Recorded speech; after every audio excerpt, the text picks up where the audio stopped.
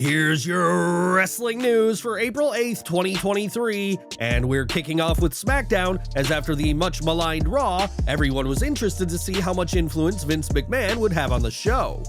McMahon's interference during Raw earned the company significant backlash, as well as the #FireVince hashtag to trend. And did the WWE learn their lesson?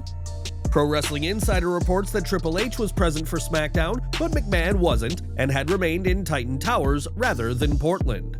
McMahon was said to be observing SmackDown remotely and offered minor changes to the show, and that this distance approach is how things could be permanently moving forward.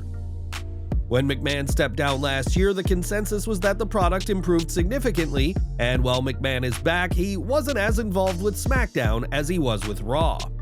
In a company-wide email, WWE has told talent that Triple H will remain on as Chief Content Officer, but do you think SmackDown was better than Raw? Sound off in the comments.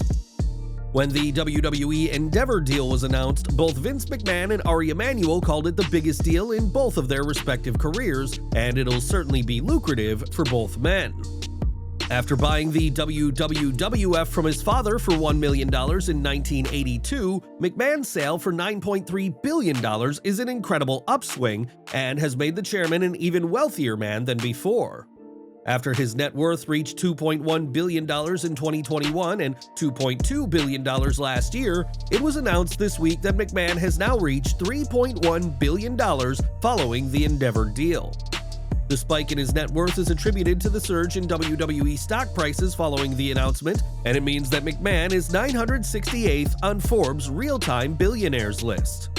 The deal with Endeavor is set to create a $21.3 billion sports entertainment and combat sports company, with $9.3 billion coming from WWE and $12 billion from the UFC.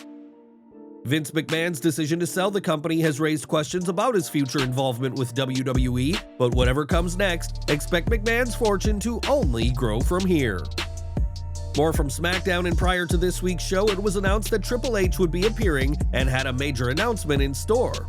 After the game's appearance on Raw, many were curious as to what this announcement would be, and on SmackDown, Triple H confirmed the return of the WWE Draft.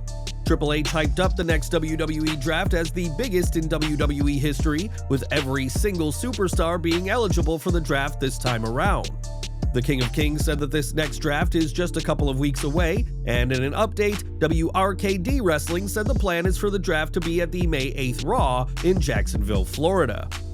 It'll be interesting to see what happens with the draft, and with no NXT superstars being called up on the post-Mania Raw, perhaps the draft is when we'll see these call-ups happen. As Sean Ross Sapp pointed out, a draft could, in effect, reset the rosters for the new Triple H era, and had even been rumored for last year prior to Vince McMahon's return to the company. After news of the draft, fans took to social media to share their expectations, and some suggested that the fact that Raw and SmackDown will be separate again implies that the undisputed WWE Universal title could be split, with each show having its own World Championship. It wasn't long after the titles were unified that it was reported that WWE were looking to split the titles, as the USA Network has been unhappy with how little Reigns appears on Raw. On Twitter, some fans suggested that for their draft pick, they would draft Vince McMahon to the unemployment line, but of course, that won't be happening. Fightful Select asked over a dozen superstars, and none of them knew that a draft was coming, so we'll have to see if this truly changes the game, as Triple H has claimed. We've got some unfortunate news now, as Drew McIntyre was scheduled to be on last night's edition of SmackDown, but if you caught the show, you'll know he wasn't around. At WrestleMania 39, McIntyre was part of the war between himself, Gunther, and Sheamus over the Intercontinental title, but it wasn't the match's brutality that kept him from SmackDown. Shortly before the show went live, Dave Meltzer revealed that the former WWE champion is out with a health issue, and that there's no word yet on when exactly fans can expect him back. McIntyre's absence is a blow for WWE, as the Scottish star is a top talent on the SmackDown roster, and he had been expected to appear on the broadcast. It also comes at a very interesting time in Drew's career, as his deal with WWE is due to expire within the next 12 months, and McIntyre is opting to wait longer before he enters negotiations. As a popular babyface who has a huge fan base, especially in Europe, WWE would be wise to keep McIntyre on board, but for now, we're wishing the Scottish Warrior a speedy recovery. As we saw on Raw, Brock Lesnar viciously assaulted Cody Rhodes in the closing segment of the show, making Lesnar a heel for the first time since his return to WWE in 2021. Lesnar had been scheduled to team with Rhodes on the show before his heel turn, and while Brock has kept silent for his reasons behind the attack, we now know why he did what he did. During SmackDown, Wade Barrett stated that he'd heard Lesnar was furious that his match against Omos opened WrestleMania Sunday, while Rhodes was able to main event the show. This is an utterly bizarre reason to attack somebody, especially since the world title almost always main events WrestleMania, and it makes Lesnar look pretty petty and insecure. According to reports, this explanation came from Vince McMahon, as the chairman didn't like the lineup for WrestleMania 39 and felt Lesnar vs. Omos should have gone on later in the broadcast.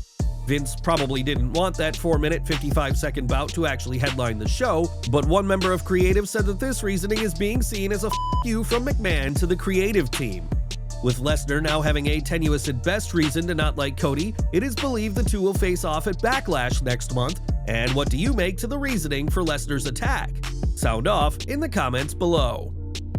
SmackDown also saw Dominik Mysterio make an appearance fresh off his loss to Rey Mysterio at WrestleMania, but you may have struggled to hear what Dom had to say. On SmackDown, Rhea Ripley addressed her SmackDown Women's title victory over Charlotte Flair, while Finn Balor called himself the real winner of his match with Edge, as the rated R superstar was nowhere to be seen. When Dominik was about to talk, fans practically hijacked the segment with the loud boos they gave him, and it took the young superstar a while before he had the chance to say anything. Addressing his WrestleMania loss, Dominik said that the amount of love and respect he has for his father meant that he was pulling his punches in SoFi Stadium, something Rey opted not to do. Again, it was difficult to hear Dominik over the loud boos of the crowd, and following the segment, Dom and Damian Priest earned a victory over Rey and Santos Escobar of the LWO. While Dominik didn't win at WrestleMania, the reaction he got at that show and SmackDown proved just how effective he is as a heel, so expect to see plenty more of Dominik in the coming years. For the past 951 days, Roman Reigns has been unstoppable as WWE's World Champion and has vanquished every single opponent put in his way. Practically every big name in WWE has fallen to the Tribal Chief during the past 2.5 years, but there is one name preparing to face off against the leader of the Bloodline. According to sources, one plan in the works is for AJ Styles to face Reigns when he has recovered from the ankle injury he suffered last December. The belief within WWE is that Styles is deserving of one more main event run before his career ends, something that AJ has been alluding to over the past year. And what better way to return to the main event than by facing Roman Reigns? Now, that doesn't mean Styles will be the one to dethrone the head of the table, but even in defeat, feuding with Reigns will elevate Styles, who hasn't been in the World Championship picture for some time. Having Styles elevated also means that when Reigns is no longer champion, AJ can feud with whoever holds the gold next, and some prominent voices backstage are calling for one final WWE World Championship run for the Phenomenal One. When AJ went down with an injury last December, it was believed it would keep him out of action for 4 months, meaning his return should be imminent. And do you want to see AJ go up against Reigns? Sound off in the comments below. More from SmackDown as the Bloodline story took a turn this week, with Paul Heyman suggesting to Solo Sikoa that if Jay couldn't beat Sami Zayn, it was time to take Uso out. Before the main event, Kevin Owens was assaulted, presumably by Solo Sikoa, and the match itself was a disappointingly similar Bloodline affair, with Jay winning thanks to interference by Sikoa. While Matt Riddle made his presence felt to resume feuding with the Bloodline, having Zayn lose felt too sudden, in a serious misstep for the character. During the 2022 Men's Royal Rumble, Shane McMahon entered at the number 28 spot, but due to his chaotic actions backstage, he was released shortly after. Shane didn't go without making a ton of money, as Brandon Thurston of WrestleNomics reports that Shane earned $827,559 as a talent for WWE in 2022, despite having just one match in the entire year. At WrestleMania 39, Shane made his return to WWE, but suffered an injury that'll keep him out of the ring, though he won't have to worry about money during his torn quad recovery. Next month, WWE will host their annual Backlash Premium Live event, which for the first time will air from San Juan, Puerto Rico. Unfortunately for the fans in San Juan, the show will go ahead without WWE's biggest star, as the Wrestling Observer newsletter reports that Roman Reigns won't be on the show. With Backlash off the table, it's expected that Reigns' next title defense will be at King and Queen of the Ring, which will also mark day 1000 of his title reign, but don't expect the Tribal Chief to travel to San Juan for Backlash. And we're ending today with Mercedes Mone, who prior to arriving in New Japan spent over a decade signed with WWE and learned a lot during her time there.